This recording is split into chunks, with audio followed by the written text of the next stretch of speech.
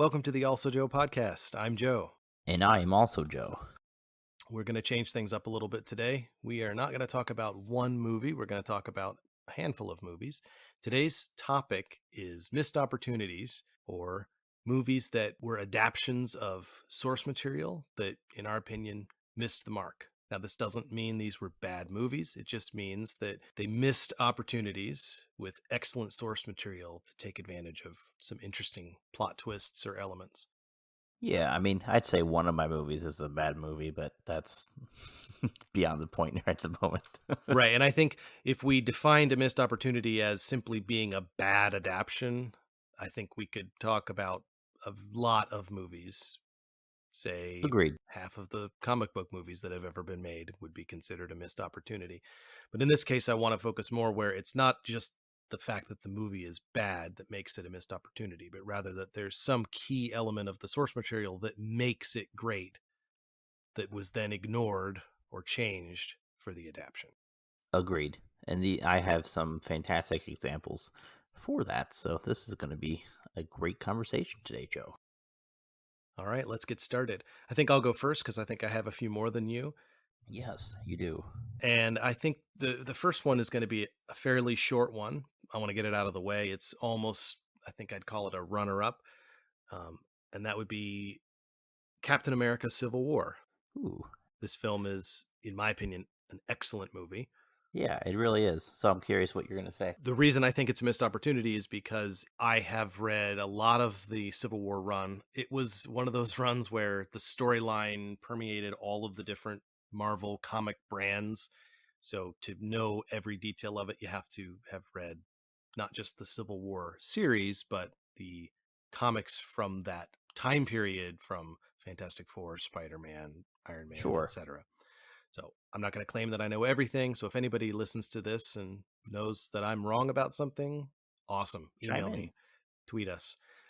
But to the best of my knowledge, this is my position on Civil War comics versus the movie. I think the movie's great, but I don't think it's an adaptation of Civil War. Civil War, the comic book, is basically the story of, well, first of all, it's set in a world where there are hundreds of superheroes and supervillains.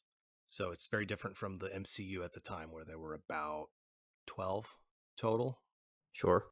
So there's hundreds.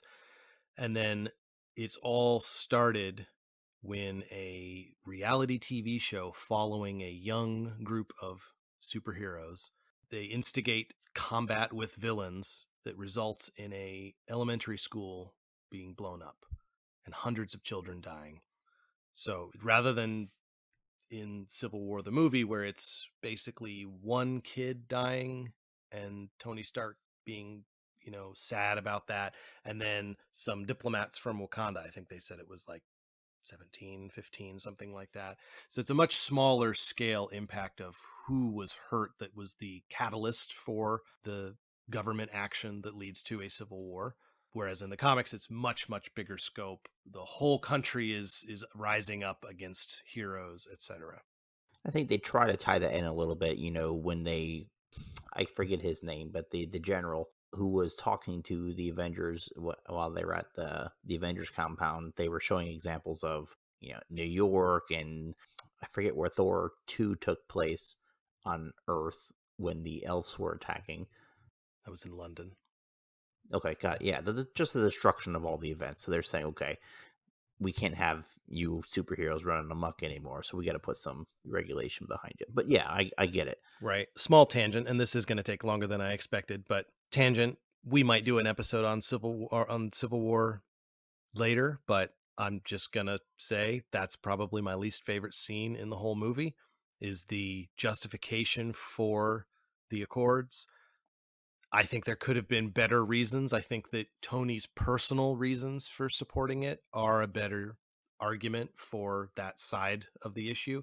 I think that, and it's Secretary Ross is who you're thinking of. Yeah, there you go. His arguments are awful. When he points to New York, you may remember that the government's plan was to blow up New York. Yep, they were going to So nuke it. to suggest that the collateral damage caused by the Avengers is the reason why we can't have the Avengers when if they hadn't done their thing and the government had actually been in charge, it would have killed millions of people. So that's not a really good example of the collateral damage caused by unregulated hero work, because the regulated hero work would have caused a million times more collateral damage. Thor isn't a human. He's not under anyone's jurisdiction. An alien invaded in London and Thor showed up and stopped it.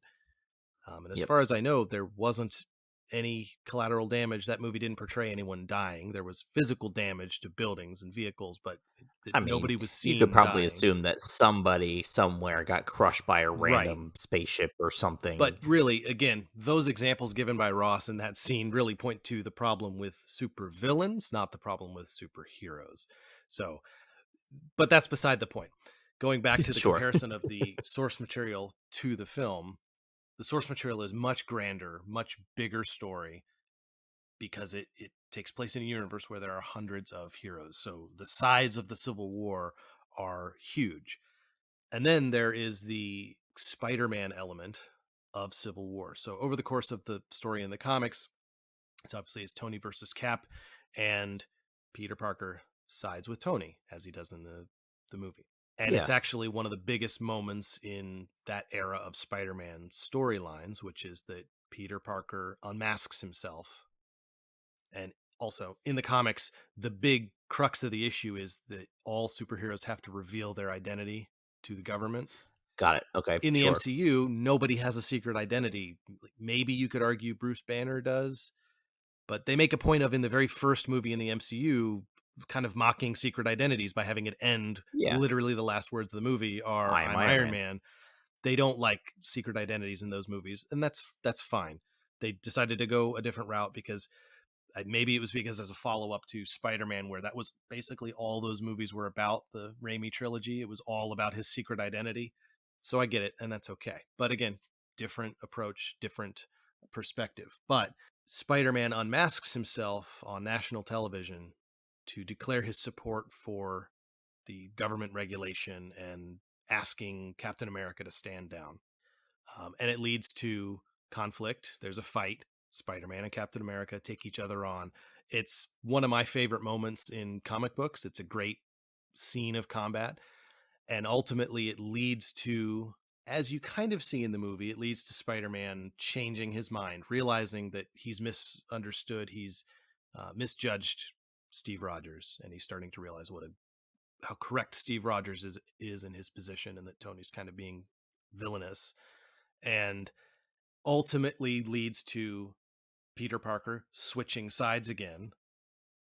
There's a great scene where he has the Iron Spider suit that Tony built, and Tony reveals that he's hidden fail-safes into it so he can shut down Spider-Man anytime, at which point Peter reminds Tony that he's also a genius computer programmer, and he found those fail-safes and turned them off. And so it's a fun back and forth. Anyway, I think Civil War the movie is great, but I think the comic series was incredible. And there's flaws in it. There's problems with it, but it was incredible in its scope. I thought there were so many great moments in it. It ultimately leads to my favorite comic book moment ever, which I think I've sent to you. I've talked to you about. It's at some point in the storyline, Thor, who in the comic universe at this time had died, Thor Mhm. shows up, even though he's dead, and it's revealed that he was cloned by Tony Stark to help them win Right. the Civil War, and he kills Goliath, who's like another giant man, like Ant-Man becomes giant. Um, it's a big moment, and it's a big turning point in the Civil War that actually causes the other side to gain more followers, because there's this moment of horrible violence.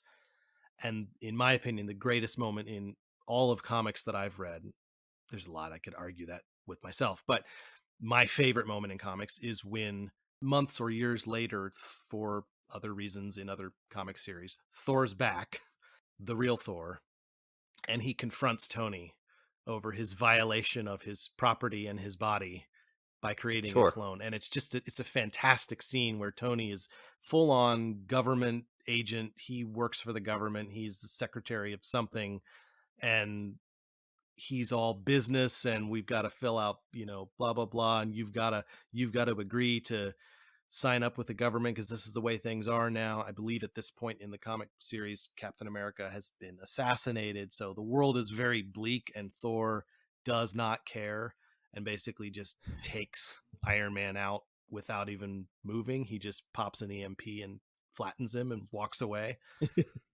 And it's fantastic. And those kind of moments.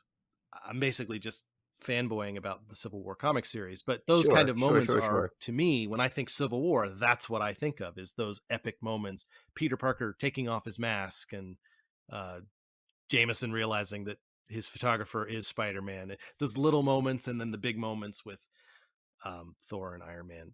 I think the story is fantastic. And so while I think Civil War, the movie, was a really good Captain America movie with really good storyline, I think that the character work between Tony and Steve is incredible, and it sets up so many things that are paid off later in Infinity War and in Endgame.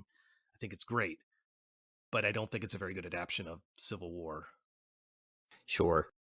Use of the name is a little frustrating because they're Right. already so much closer to being able to do a proper Civil War now, just one MCU phase later. They've got so many more superheroes, having brought in the Guardians of Oh, the yeah. Galaxy, and you've got Captain Yep. Marvel, and the Black Panther movie brought in more characters that are probably going to become superheroes, and you've got the TV shows bringing more people in. They're already a Yep. like 3 times the size universe. If they had just waited and done Civil War as maybe the finale of a phase, phase 5 finale could have been Civil War with hundreds of characters fighting at Hundreds the of level characters, and of they're all fighting. grandeur of an Endgame. I think that would have been fascinating to see. You could have had a mature Peter Parker going through a similar situation, since he's the only character in the series that seems to have a secret identity. I think there was potential to do more, and I think they wasted the title Civil War Sure. on a movie that really could have just been called Captain America and Iron Man or something like that. Yeah, again, I think creative, that's probably my issue with most of the things that we'll be talking about today, is just creative direction. And again, it all comes back down to they chose to call it this name, and that's why I have a gripe with it. So it makes total sense. All right, let's move on to the next movie. We can go with one of yours. You want to go with which one frustrates you less? So the one that frustrates me less would be 2005's Watchmen, which is the adaptation of the graphic novel in the same name, Watchmen. Have you seen the Watchmen I movie have. or read the graphic novel? Have you read the novel as I well? have not. Got it. Okay. Had I not read the graphic novel, I think I would enjoy the movie for kind of like the little bit of action movie and superhero esque movie that it is.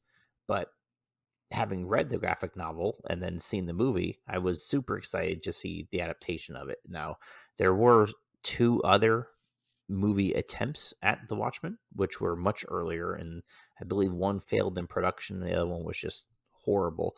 But moving on from that, so Zack Snyder directed this. I believe he had just come off of 300. 300, yep, and that's actually probably why he was chosen, because 300 was such a success, and they wanted to bring some success to it because they knew this was going to be a big project, right? So, a couple things. First, really just to kind of cover the character differences. So, Ozymandias, his motivations throughout were just completely changed for the screen, and I'm not really certain why. There's no real reason why. So what It's were just his his. motivations in the film? So in the film, he wanted to create an event that would get everyone. So to backpedal a little bit, the whole concept of Watchmen is superheroes are outlawed. They've caused massive issues in the past, and the government has outlawed superheroes or anyone acting like vigilante justice capabilities. So Ozymandias is sick and tired of the world at war, and his motivation is to create some sort of event that will get all of humanity on the same page and stop fighting each other. So it's a noble Right, an thing. attempt to avert nuclear war. Yeah, exactly.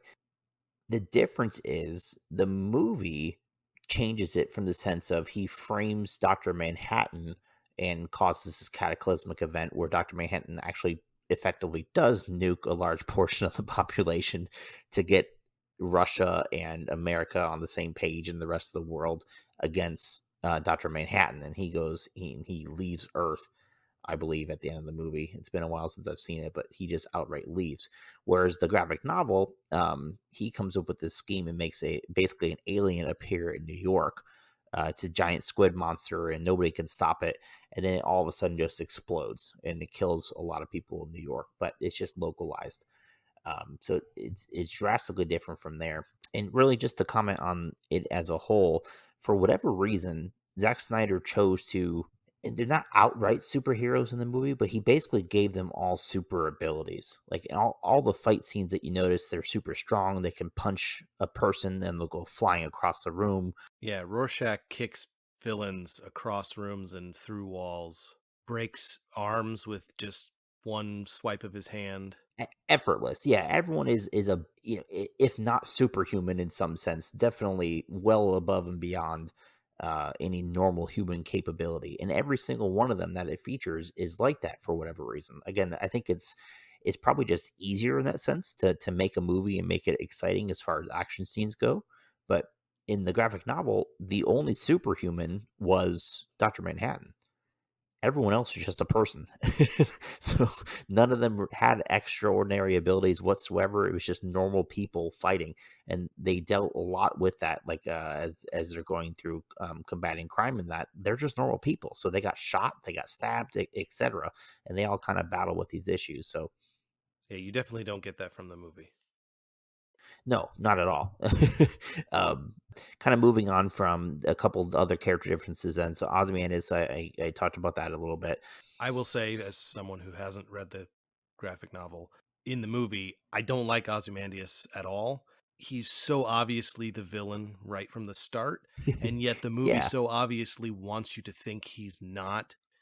The movie makes it clear he's the villain, and I feel like that's Zack Snyder's fault. He made too much ominous stuff about him, and yet he he then makes the ending seem like it was supposed to be a twist when you find out he's the villain, right. when it was so clear from the very beginning he's this sniveling little guy in a muscle suit is what it looks like. They should have gotten an actor Right. that had a maybe a squarer jawline and I don't know, a twinkling blue Well, eyes and looked more charming. yeah, This guy and looked like he's up to something. yeah, I wrote it down as a comment, but again, that's just a gripe I have generally with movies and adaptations is they generally do a terrible job at representing the size of characters. Ozymandias was supposed to be a very large man, and in this movie he was Gotcha. not. He was wearing a bodysuit that was almost intentional, I believe, to make it be a bodysuit. But Zack Snyder loves his bodysuits. He got better at it in the future because I know Henry Cavill is wearing a a bodysuit, bodysuit in Superman, and I know that Ben Affleck is, but they look less shockingly distracting. sure, It yeah, doesn't look like and you don't have the skinny neck coming out of a massive body problem that I think you kind of have in Watchmen. some of that might have been just due to CGI as well, but that's beyond the point. I feel like they could have gotten a different actor because none of these roles I think really required a depth of character that you couldn't explain away or hide within the other actors interacting with them. But the final comment I have about Ozymandias is as well is they made him appear a lot crazier in this, like right from the get go. He just seems kind of off the wall and standoffish all the time. That he's constantly up to no good, and that wasn't in the graphic novel. The graphic novel, he all of his motives were yes to protect and further humankind. He wasn't I mean, again, he was kind of crazy because he created a giant space alien to appear in New York and then exploded. So there's that. But his motives were much more good of heart. Right. Yeah, it's just kind of silly. With and again, I think the part of this is just due to it'd be hard to adapt to screen, but the graphic novel had a comic within a comic that a person on the street was just reading it as long.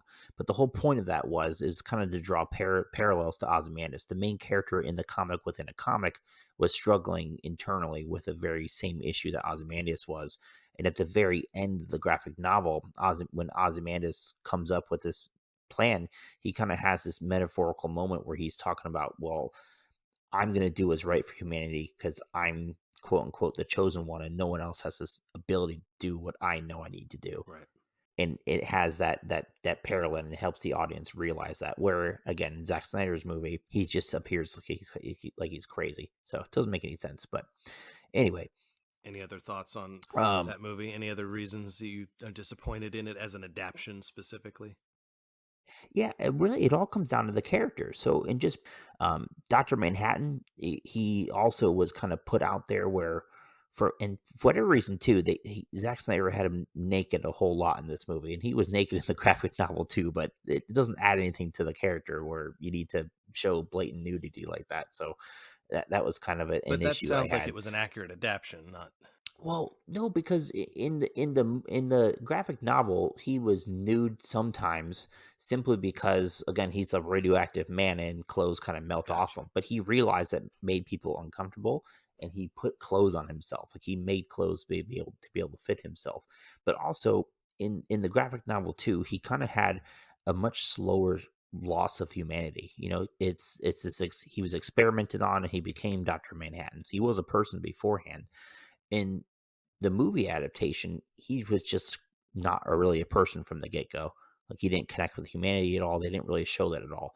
In the graphic novel, it was a very slow progression of him losing his Yeah, humanity. I think the movie, because the movie flashes back to how he became Dr. Manhattan, but I think Hmm. when the movie starts and the timeline, the present timeline of the movie is years after he's been Dr. Manhattan. And yeah, he's very Yep. much distant, and he even says so, that he doesn't really care about humanity anymore. He's moved on basically. Yeah. Absolutely. Touching on Night Owl, they basically just made him Batman in the movie adaptation. Like they just didn't even try to really hide it. They made his suit look very similar to modern Batman movies and all that. When in the graphic novel, he was somebody that was very much struggling with the whole thing of still being a superhero, quote unquote. Like he was nervous at times. He knew that Rorschach was crazy. He was actually very scared of Rorschach throughout. He knew Dr. Manhattan's power levels were just astronomical. Nobody would be able to stop him, and he was terrified of it. The movie didn't show you any of that side of him. He was just very stoic, and again, very much just like Batman, like everything's under control. But Silk Spectre, they also kind of ruined her character because I just thought she was annoying in the movie. If you recall, it's just every time she talked on screen, it was just like grating and annoying. Like she just wanted to comment and complain about things constantly. When in the graphic novel, she was just such a strong character overall. She was one of the best fighters on the team. Just a super strong female character, and in the movie, they just kind of made her annoying and whiny the whole time, in my opinion. But in the movie really does miss out on a huge opportunity to explain why superheroes are outlawed. It gives you a brief review of it during the opening It's credit basically scene because as the they kind of go. comedian is a It's psychopath. essentially Is what essentially, yeah, that's what the film portrays, is that that's basically the reason they were and outlawed. that's it, right? Which I will say they picked a fantastic actor for the comedian. I don't know the gentleman's name. You probably know his name. Jeffrey Dean Morgan, yes, he's a very good actor. I'm not a huge fan of who they chose the actor to be for Rorschach, although I do think he did a good job at portraying Rorschach. Kind of a little bit crazy, kind of out there. It was small, but I'd like to just point out that so Zach's. It's obvious that he tried to really stay close to the source material because there's actually a line in the graphic novel when Rorschach's in prison and the mob boss, I believe he is breaking into Rorschach's cell to kill Rorschach. He wants to kill him. In the graphic novel, he is using a blowtorch, and he says the line, "I can't wait to smell your singed skin," or something along those lines. He comments on burning Rorschach's skin with the blowtorch. Well, in the movie, they're not using a blowtorch; they're using a saw, but the guy still says the exact same line. "I can't wait to smell your burnt skin." It's like, what? Hold on a second. He's not using a blowtorch. Why would he burn him with a saw? I don't understand. There was a lack of communication on set. They changed things and didn't change the line because It didn't nobody change him. realized it didn't make Yeah. sense. As well, that same prison scene also was a massive fight scene, if you remember that. That's when Silk Spectre shows up and Night Owl shows up, and they're just fighting all these prisoners. It's like a side scrolling beat 'em up video Yes. game where they're just beating the crap out of prisoners over and over and over again. That was literally one frame in the graphic novel. They knocked out like two prisoners because they got out of their jail cell. They broke out Rorschach, and then they're out.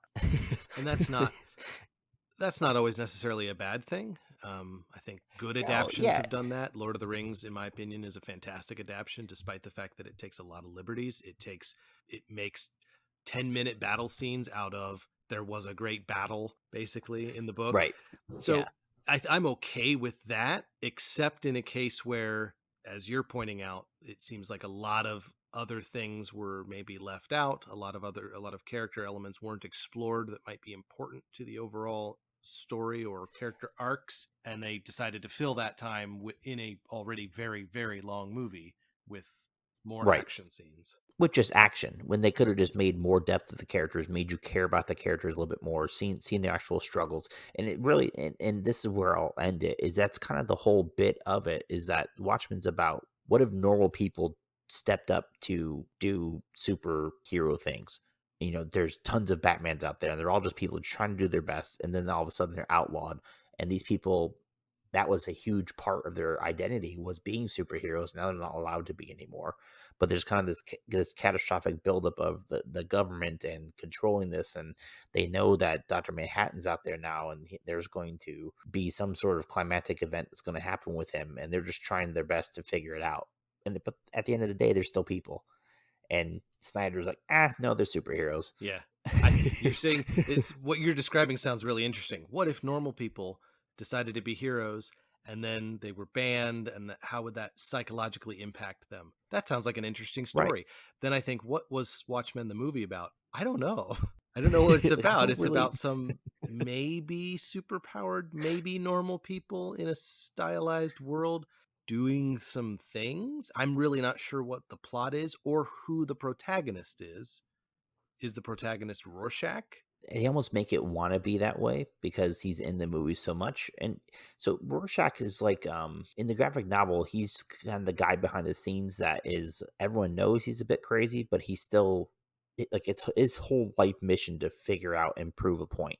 And so he's the kind of the back alley detective that's just searching for answers, but also he's a really messed up person. So Watchmen. Watchmen. Very good. And that's the one you're less annoyed about of the two movies you have to talk about today. Yes. Yes. All right, the next movie we're going to talk about is I, Robot. Ooh. First, just some basic information about the movie. I believe the movie came out in 2000. I want to say 2004. I remember really enjoying it at the time. I was only a teenager. What did I know? I probably haven't seen it since then, to be honest. I remember there being a massive amount of product placement in it. I missed the product placement when I first saw it. Now, rewatching it, wow, there's a lot of product placement. And also, it's not a very good movie, but that's not why I think it's a disappointing adaptation. So, the basic plot of iRobot is we're in a world where there are robots. They appear to be fully artificial intelligence, or a very, very good simulation of intelligence. And they are governed by the 3 laws of robotics. So the first law is a robot can never harm a human or through inaction allow a human to come to harm. Law 2, a robot must always obey an order given by a human unless it conflicts with the first law. And Law 3, the robot must protect itself unless it conflicts with the first or second law. Then the plot of the movie is there's some mystery around why did the creator of these robots kill himself. They discover that he created a new robot that could maybe think for itself because it has a second brain that doesn't have to follow the laws. And then the big twist at the end, spoiler alert, is that the big robot brain that helps run the factory is actually evil because Crazy. she has decided that, in the most cliche, of course that was the answer, is the best way, the robot has misinterpreted protecting you must not allow humans to come to harm as we have to stop wars and pollution and the same Humans are their own threat to villainous, themselves, therefore. but try to give the villain some character by saying humans are bad. Kind of vague, like it was maybe trying to make a point but didn't really make a point. And that's the plot of I, Robot the movie. I, Robot, the source material, it's a book, I believe from the 50s, by Isaac Asimov, who came up with the idea of the 3 laws of robotics. And the book is Sure. actually a collection of 9 short stories. So there isn't a I, Robot story, but the 9 short stories are basically just this author saying, okay, I've created this idea of sometime in the far future, we'll have invented robots and we'll have given robots that have full intelligence, and we'll have made sure that we build these laws to keep humans safe. What are some things that could happen? Sometimes they don't involve the laws, but usually they involve some sort of twist on how do you solve a problem knowing that the robots have to follow these 3 laws. So, Sure. for example, there's a story where there are some humans trapped on a space station and their shielding is going to fail unless the robot can bring back fuel for them, but the fuel is dangerous to the robot. And so somebody gave the robot the order, go get the fuel. But as he gets further away from them and closer to the fuel, the danger to him starts to grow to outweigh the order from them. So he starts running in Got a it. circle because when he gets further away from the fuel, he's no longer in danger, and he remembers he's supposed to follow the order. But then when he gets closer, the danger is so strong it outweighs the order from the human, and he's stuck in this loop. And they're trying to think of how can they convince him to come. They want to think, okay, if we can get him to come back, we'll give him a more explicit order and explain to him that we're in danger, we're going to die if you don't do this. So they put the robot in danger, and that just adjusts the path where now he's confused between 3 points, and he's going crazy. And ultimately it's solved by one of the scientists risks his life and goes outside and is going to die, and the robot sees him, and immediately that overrides everything else, and he rescues the scientist. And it's a short story. That's the Got it. idea. Is it's just an Sure. interesting problem solved by this. There's another, I loved it, the story that a robot that was built and didn't come online until it was already on a space station where the job is to beam energy through microwave beams to different planets or space stations or spaceships. And this robot develops a belief that there are no planets or space stations, and that the lights that he sees through the windows are actually just like small lights right outside the window. Doesn't believe that humans actually created it. And it's just I won't go into all the details of every one of these stories, but it's an interesting idea of exploring if you had artificial intelligence that was built on these rules. The challenges you would face with all Right. of that and how it would play out. So the Sure. movie sort of bases the story on 2 of those of the short stories. One is where the Dr. Calvin, who is a character in the movie, in the books is one of the characters that's in most of the short stories. She takes a robot and adjusts the first law to simply say that the robot must not harm a human, but removes the part about not allowing a human to come to harm. Got it. And that it then starts to become a problem where the robot actually becomes violence because she starts to suspect that the robot's going to discover that, well, all it has to do is cause harm. Like, okay, I'm going to throw this at you because I know I can then catch it and save you. So I'm not going to cause harm because I know I'm going to catch it. But then after I throw it, I can change my mind because now it's just, I don't have to save you because I don't have to follow that part of the rule. Right. So it's kind, and that's the It- main robot, Sonny, in I, Robot the movie. It's kind of that, a robot that's able to choose to not follow the laws, except they just gave him the ability to completely ignore the laws. So it's not They really the basically, laws they anymore. basically It's just completely unrelated. right. Um, They basically just made a human the bot. final short story is about in the future, all the economies of the world. There's like 4 regions of the world, and the economies are run by giant positronic brains that basically run the world markets. And it's discovered, and it's actually over a couple different short stories that this takes place. It's discovered that these positronic brains are actually doing things that cause harm to certain groups of people because they are predictively seeing that those groups of people would lead to, like, there's people that are opposing robots. They're like fighting for human rights and get rid of robots and stuff. And so these robot brains are subtly harming those groups to So, undermine them. But it's revealed it's because these robot brains have done the math and basically realized humanity is better off with us running the economies than without us. And so it's better for more of humanity if we're in charge. So we're going to undermine these groups, even if it harms some people, because it's better for more people overall, which is kind of what Vicky in the iRobot movie does. Is sure, she's like, yeah, it's better if some humans will be harmed as we force you all into your homes and lock you down and hold you at gunpoint because you'll be safer. But it's there's no nuance to it in the movie. It's literally just a dictator, which is I know best, and right. and like she makes her entire argument It's a big in a stretch. little clip show of explosions and pollution and soldiers in 3 seconds, and she's just like, you guys kill each other, and so the best way to keep you from So harm is to therefore, keep you from freedom or is something. I'm gonna keep you in a pseudo cage protected by a robot. Right. It's like the, the ultra restrictive parent who locks their kids in the basement because then they can't hurt themselves. Like there's no Right. nuance to it, and it doesn't seem believable. In the book, it's kind of the same thing, but it takes more time for people to realize that it happens, and it's less black and white. It's more like you actually think about it, Huh. and it's unclear, is it right or wrong, whereas in the movie it's just evil. It's just and overtly wrong, right. it's the response to, this is the best way to protect humanity, my logic is undeniable, is Will Smith saying, you have so got to die, and killing her. It takes what was an interesting science fiction series of thought experiments. What if this? How would that play out?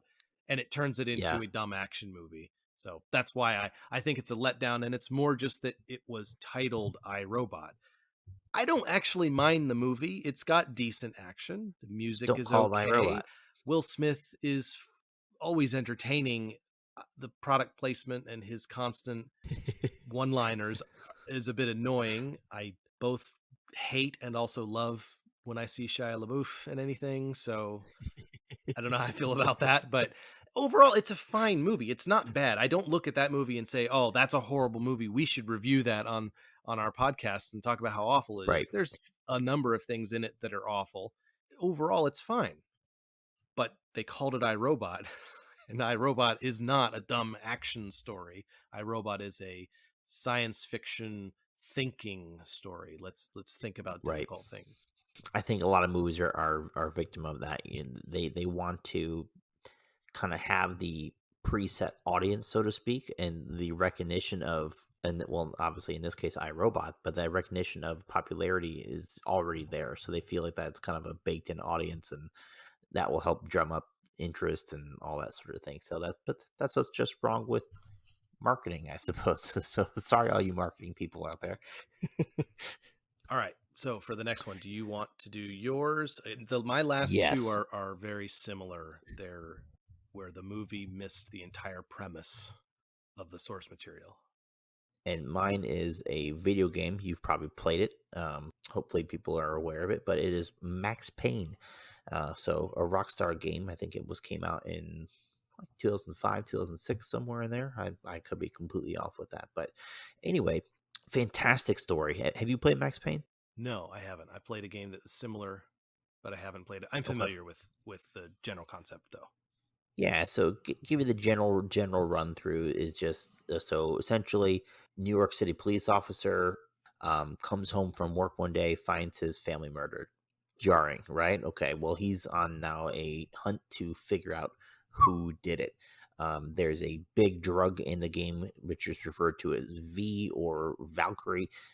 It's basically super heroin. So he ends up leaving the police force and joins the DEA, and it's just on this hunt to find out who killed his family. But the video game involves there's a mafia aspect to it where he's working his way through the mafia, and then finds out that the mob boss is actually controlled by a corporate tycoon, and then he works his way up the corporate tycoon ladder to then find out that the government's involved as well. And it's just kind of this big back and forth and these twists that you don't see coming, and him working his way to ultimate justice for his family. The movie, on the other hand, just decides to My biggest gripe with Max Payne is that they literally could have just shortened a lot of the game and made a perfect movie out of it, not changed the source material whatsoever, and it would have been fantastic. Because Max Payne has a lot of drama to it, has a lot of action to it. It's all set up so that it could really just give you the a perfect, what's it called when they run through movies like, in drawings, storyboards. They could use the game as a perfect storyboard and just adapt the movie from there. But they didn't. They took out so many things, changed things. In the movie, they changed who killed his family. It ended up being just an old partner of his. Doesn't really make a lot of sense. In the movie versus the game, Twist they betrayal, I guess. I guess, but like they also in the movie they chose to make Max Payne realize it the whole time because towards the end of the actual movie he has this flashback where he saw his partner running away after shooting his wife in the reflection of like a jewel in his house. So what? I don't get it. It just doesn't make any sense. But in the movie, the premise was is that the wife knew where the V drug came from, and that they just got rid of the mafia really altogether. They have mafia in the movie, but they don't really allude to it other than hey, the mafia just exists and they had to deal with it. But the wife was on to this corporate tycoon who made the drug and was going to expose them, and then the corporate tycoon hires Max Payne's partner to kill her. Okay, that's fine. I guess Mila Kunis is in the movie as well. Mark Wahlberg plays Max Payne, which I don't have a problem with Mark Wahlberg playing Max Payne. Mark Wahlberg is generally a good action movie actor, so I have no problem with him. He actually kind of looks a little bit similar to Max Payne as well, so I'll give it that. But Mila Kunis as is plays a character Mona Sachs, but they don't really even develop her at all. They could have removed this character from the movie altogether and you wouldn't know any difference. So the movie they don't give any development to it whatsoever. In the game, Mona is like a femme fatale type character. They build up a bit. There's some tension between her and Max. He kind of sees her as her equal. She's working alongside him as well.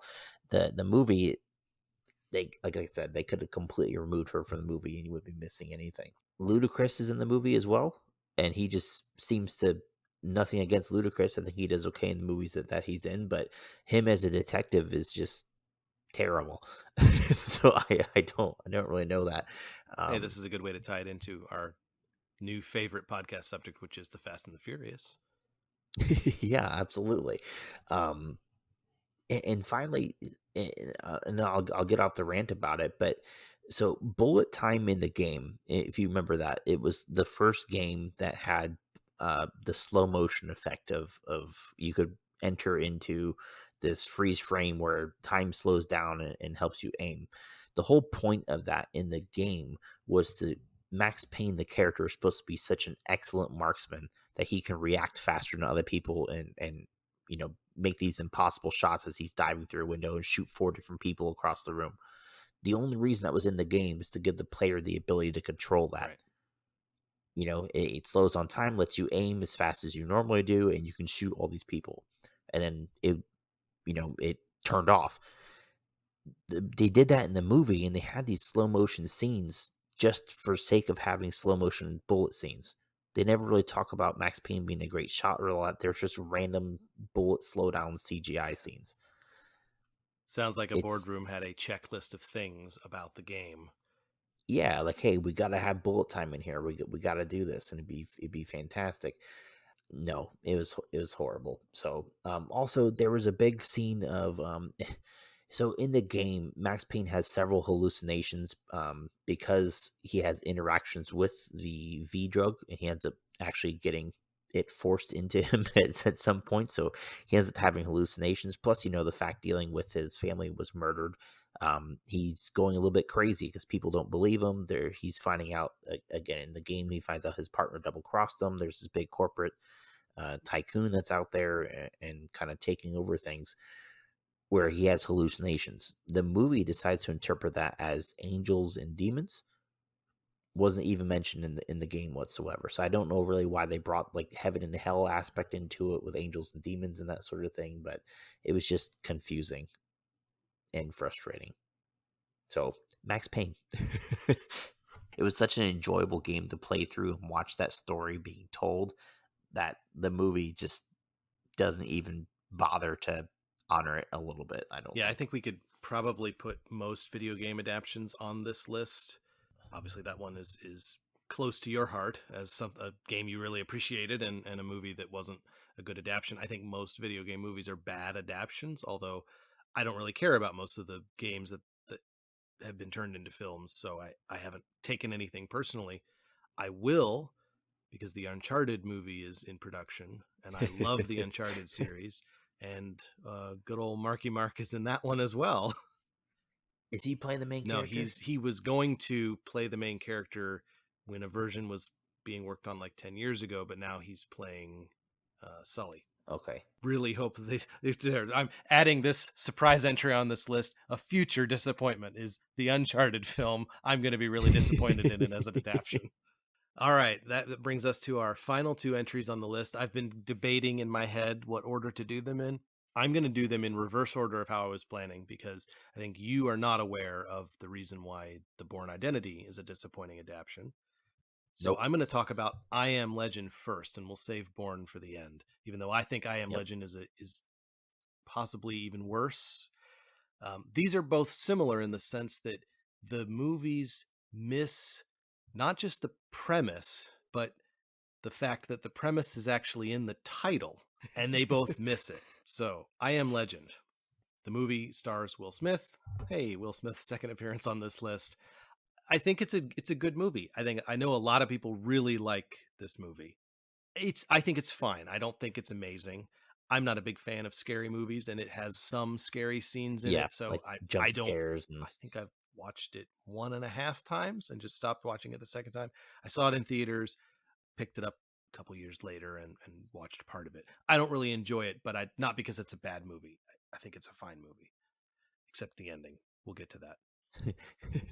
So the general premise is some viral infection has wiped out New York City or the country or the planet, and Will don't Smith really know. is the only person left who's unaffected, and he is attempting to find a cure while he is also fending off these creatures that the survivors of this plague have mutated into. And the creatures are CGI zombies, sort of. They're basically Yeah, zombies. They come out at night. they they remind me of zombie vampires, like just the way they look. They're pale Right. and So they have some vampiric qualities to them in that they are pale and they seem to avoid sunlight. Beyond that, though, they're more like zombies. Zombies are super powered zombies. They run really fast. They leap everywhere. They have unhingeable jaws. Apparently, they do the mummy thing with the super long jaw yeah, when they yell. But basically, it's a zombie movie. Everybody's been turned into a zombie except Will Smith, and they're zombies that come out at night. I know that. So you use the word vampires, and there's a reason why I've heard a lot of people use the word vampires because that's what they are in the book. They're not zombies, they're vampires. But okay, in the movie, I argue, and I think I'm accurate in saying they are more like zombies than vampires. They yeah. don't I talk. I'd, They're monsters in the movie, yeah, whereas a I'd agree with that. vampire, classically, vampires are, they're wearing tuxedos or something.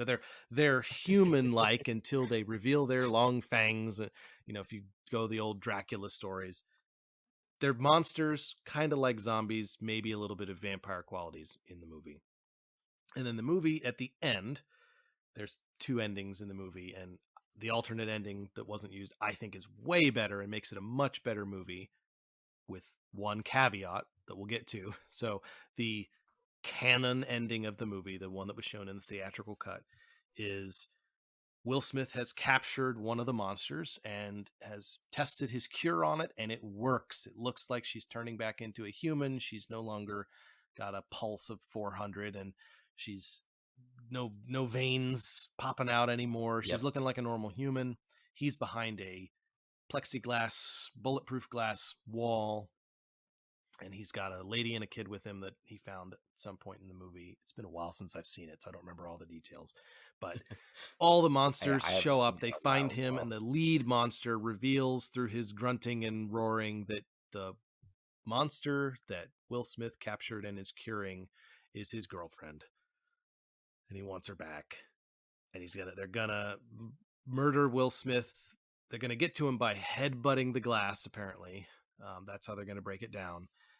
And he's yelling, "I can save you." They don't understand. They're gonna tear it down. So he helps the lady and the boy that are with him for some reason escape while he blows up the monsters with a grenade. Yep. The alternate ending that wasn't shown in theaters, and I think it was actually the original ending that the director wanted, and I can see why, because I think it's better for the film. The alternate ending is he gives the girl that he captured, the monster is a girl, he gives it back to the other monsters, and the lead monster, you realizes that's his girlfriend. So he Right. gives her back, and they leave.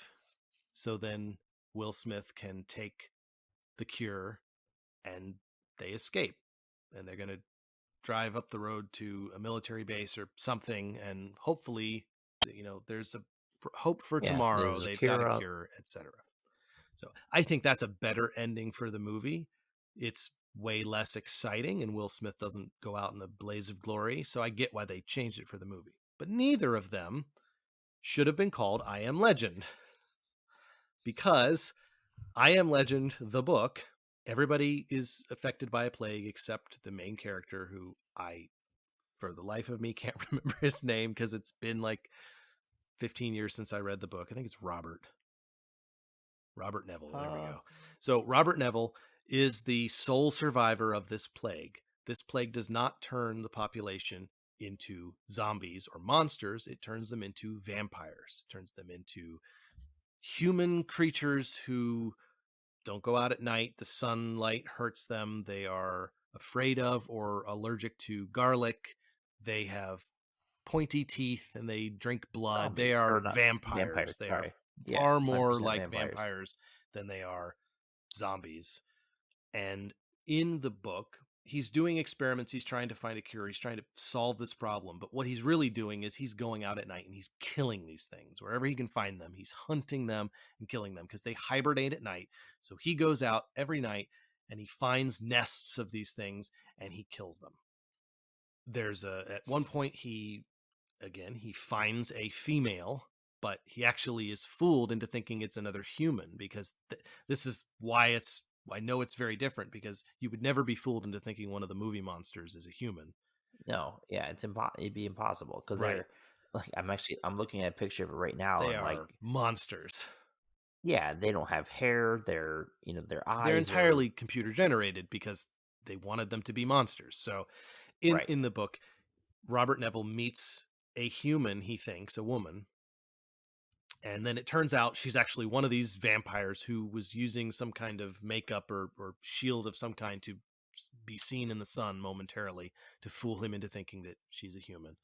And this ultimately leads to his capture by the vampires. So the ending of the book, he's been captured. I think he's tied to a chair and they're ready to execute him. And he hears them talking and he hears the whispers and he realizes they're all terrified of him because he goes out at night and hunts them all. And so it turns out, twist, everybody in the world is a vampire and they're all terrified of this one solitary creature who comes out at night, the And human. kills them. So it's a reversal of the vampire legend, and so the story ends with him thinking, I am legend. And legend. That's the That's awesome. title of it is the twist ending. I am legend. It's a reversal of a legend. The movie it's like they just made a monster movie and stuck the title I That Am had to be Legend such on it, a cool. and it drives me crazy because it was a decent Yeah, movie. But why sure. put the name I Am Legend when that's not what it's about? It'd be like putting, we're going to put Pulp Fiction on a movie about Spider-Man. Like, that's not what it's about. It has nothing to do with it. That had to be such a cool moment reading it for the first time then realizing that's why they call it I Am Legend. Yes, it was a very cool moment reading it and then immediately saying, "Oh, wait, that movie was Oh, terrible." wait. So that's my feelings about I Am Legend. It makes me angry, as you might be able to tell, just because it's such a great idea, and they completely threw the premise out and just used the title for a completely unrelated story. And again, that could have made it such an awesome movie as well. Like, imagine seeing that in theaters where, again, Will Smith gets captured as his big thing. He's about to get killed. And then he hears them talking And you don't even have to have the about words spoken. Just have them talking about how terrified they are of him, and then cut to the title and the credits roll. I Am Legend. Would Right. have been great. It would have been It awesome. it wouldn't have worked with the way that movie was, but I could see a movie like that working. Sure. I'm going to interject before we get to The Bourne Identity. I'm going to interject one more that I forgot because I've never actually watched the movie. I tried. I rented the movie. It was purchased for me because everyone knows I love this book. And I tried watching the movie because I love the book, and I stopped after 30 minutes, and I hated myself for 29 of those minutes for watching the film adaptation of Ender's Game. Ender's Game is I one of don't my know favorite books. anything I've about read it either one of them, to be 3 honest. or 4 times. I've read the whole series, at least the Ender's Saga. There's a side saga that I haven't read, but I've read the Ender Saga and I've read the book Ender's Game multiple times. It is fantastic. There's some weird stuff in it, but overall, the way the author puts the story together is captivating. You cannot put it down. It's one of those books where when I pick it up, even if it's the third time I've read it, I pick it up. You're So gonna I'm read up it. till 4 a.m. finishing it. Yep. It's fantastic. And the movie is just complete and utter Not. nonsense. And I've only seen the first 30 minutes of it, so maybe it turns into the most amazing movie ever after that. I've watched clips of bits at the end, but part of the problem is the story takes place over something like 6 years, I think. I think he's 8 or 9 when he's recruited to this program. Ender is a child genius who's recruited to a military training program to help fight a war against aliens. And over the course of this training program, it's years long. Maybe it's 4 years. I don't remember exactly how long it is, but years pass and he's a teenager or a young adult by the time the finale takes place. But the movie, it's just the same actor.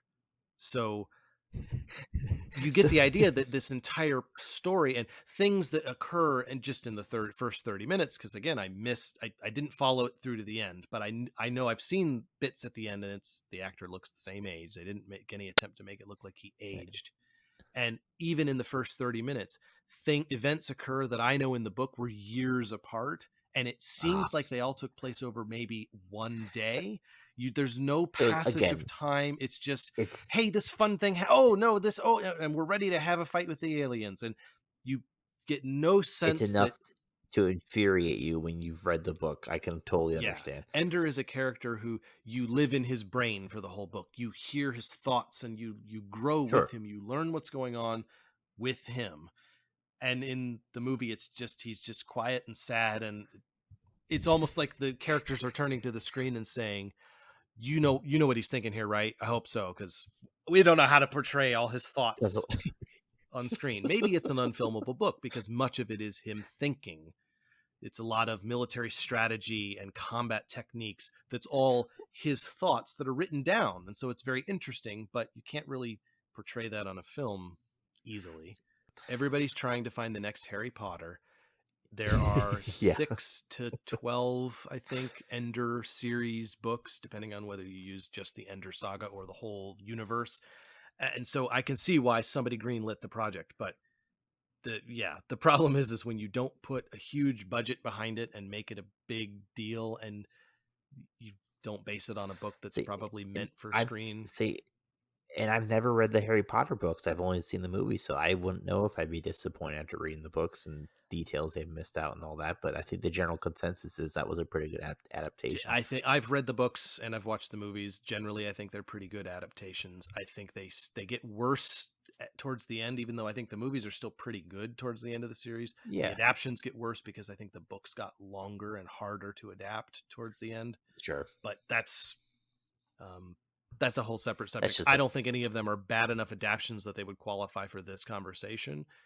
But yeah, similar issues. When you adapt a well-written book, you're going to have problems. But I think that one was just awful. All right, tangent over. Let's get to the final Bourne Identity. film on the list, The Bourne Identity. This is similar to I Am Legend in that the premise is in the title and the movie just discards it. So what is the premise of The Bourne Identity, the movie? Jason Bourne wakes up in the water. He's got amnesia. He's been shot. Doesn't know who he is. And from your perspective, you've watched the movie. Who is Jason Bourne? Who does he ultimately find out that he is? I mean, he's a government trained super soldier, basically. He's amazing at everything he He's does. An assassin. He actually, at one point, he says it means, because they hear a news report or they see an article that reveals something about him, and he says, it means I'm an assassin. And it is revealed over the rest of the series that, yes, he's an assassin. He was the first of his kind special training program where they brainwash people to become assassins. Not brainwash, they volunteer, but then they beat them into submission. They volunteer, but and make them into weapons. He is a weapon working for the government who has killed innocent people because he was following orders. That's the sort of twist. It's not even a twist because it's kind of obvious from the beginning. But the twist to him is discovering his fears are true. He's an assassin. And then the rest of the movie and the series is him saying, I don't want to be an assassin anymore. That's not who I am. I'm going to break down the actual government program, and I'm going to make sure it doesn't happen again. I think it's a great series, great trilogy, I would say. Not a great series, but a great trilogy of movies. Yeah, I never saw the one with Hawkeye. I don't know his real Jeremy name. Renner stars in The Bourne Legacy. It's okay. It's got some really good scenes in it. It's not a good movie, and it has a terrible ending, in my opinion. And then the fourth Jason Bourne movie, Jason Bourne, is weird, and we should totally discuss that on this podcast. I think it'd be very entertaining. I need to watch it. So yeah, I'll have to watch it. Watch it and take some notes when you do. But the trilogy is really good. I think they're great movies. I think Matt Damon does a great job. I think that they're very exciting movies about an assassin who has changed his ways and now fights back against the system that created him. Great movie. But that's not what The Bourne Identity is about. But The Bourne Identity is about an identity. So in the book, Jason Bourne wakes up floating in the water. He's been shot. He has amnesia. He finds a bank account number in his hip. It's using older technology than the movie portrays because the books are from the 80s. But a very similar plot. He then discovers that he is an assassin. He finds out that he's an assassin, and he starts picking up where he left off, basically. He starts picking up the trails of the breadcrumbs, the trails of his life that he's finding. He picks up after that. He starts going after this rival assassin. He starts living the life of this assassin. In the movie, it's actually in the book, it's not Jason Bourne. It's Kane, is this identity, this assassin that he discovers that he is. And he starts being this person. He's got all these skills and it fits, and he is this assassin. But then the twist is there is no Kane. It was an identity that was invented to try to draw out a real assassin. Jason Bourne is a CIA agent who's highly trained and has worked with a team to create evidence in the world of this, air quotes, assassin that exists, this Kane. Even though he doesn't. But he doesn't exist. He's an identity that they've created. But then when he gets shot and loses his memory, he wakes up. He's got all these skills, and all the evidence he sees points to him being this assassin. So that's what makes it an interesting story, is that he thinks he is an assassin because all the evidence points to the fact that he's an assassin. And the twist is that's because they literally created this identity that points to him being an assassin intentionally. Then he loses his memory and thinks it's all real and starts living as this assassin. So it's like playing an elaborate prank on somebody, then having them knock themselves out somehow and wake up thinking that it's 100% real and trying to live with it. Right. Yeah, the whole premise is that it is an identity, and so his amnesia makes him think that he is this identity, and then the twist and the culmination of the book is him discovering that he's not, and then figuring out how to solve the mess he's got himself into. Whereas the movie So just what? says, no, he really just is an assassin, which then begs the Yeah, question, why? what is the Bourne identity? Because Why did in the they name book, the it Bourne that? identity is this identity that Jason Bourne has created and then assumes is his real life. In the movie, the Bourne identity is just who Jason Bourne Yeah, is. it's right. So that makes me wonder why they chose that direction and did just make it a spy movie and not call it the Born I Identity at that assume point. that whoever was writing the screenplay just was really struggling to figure out how to put that on screen. You'll notice there was no rival assassin. The villain is the CIA. Why though? Like that's not even that doesn't sound like that's any part of the actual book. Well, in the book, the CIA does come after him because he starts. So Well, he, yeah, because if so he he's thinks he's an created the assassin, then he identity of an probably assassin. He takes on that identity because he thinks it's really who he is, and he starts doing some things that then cause the CIA to think he's gone rogue. And so the sure, CIA is a and they villain. need to They're stop him. not a villain. They're an antagonist in the book but he ultimately does then convince them of his innocence by the end, and then they work together to try to take down the the real villain. They don't. It's a long story. The book series is actually like 15 books long. Oh The wow, original author only wrote the first 3, and then subsequent authors have written many, many, many more books, but got it. it's a complex story. I've actually only read the first book, but I think the book is fantastic, and it's a really interesting idea of what if you worked really, really, really hard to create real world evidence of an identity that you could that would convince other people that you are this person that doesn't exist, and Right. then you lost your memory. Would you believe that you were the person because you were trying to make it so everyone else would? And then you lose all knowledge that you fabricated Right. this, and all of a sudden you are in it, and it's you.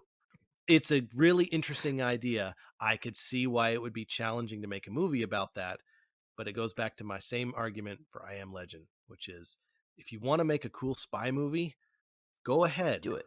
Don't use the name of a book if you're going to ignore the premise of the book. Right. Agreed.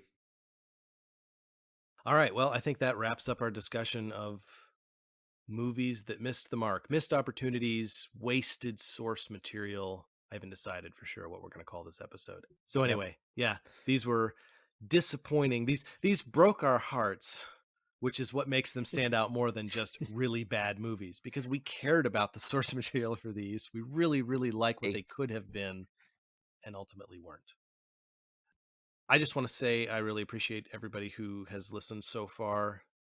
It's not many so far, but there are a number of people who've done us favors and listened. And I don't know if we have any listeners that we don't know. If anybody's discovered the podcast through just searching, or maybe a friend of a friend has seen a shared stumble upon it, post or perhaps. link. But everybody who's listening, we really appreciate it. I really would love more feedback, suggestions. We have gotten some feedback, got some positive feedback on the Fast and Furious review. I think we're going to be revisiting the Fast and Furious series maybe more It's too frequently much than I fun not planned, to. because it seems like there's a little more positive buzz around that episode that we've released. People really like the Fast and Furious movies, and they're delightful. I can understand why. They're corny and fun. So I think maybe we'll be revisiting that series in the next 2 to 3 episodes. We wanted to change the format up a little bit for this one. Any suggestions for new formats or specific movies that you'd like us to cover, email them to us. The email address is in the show notes. Love to hear it. Thanks for listening, everybody.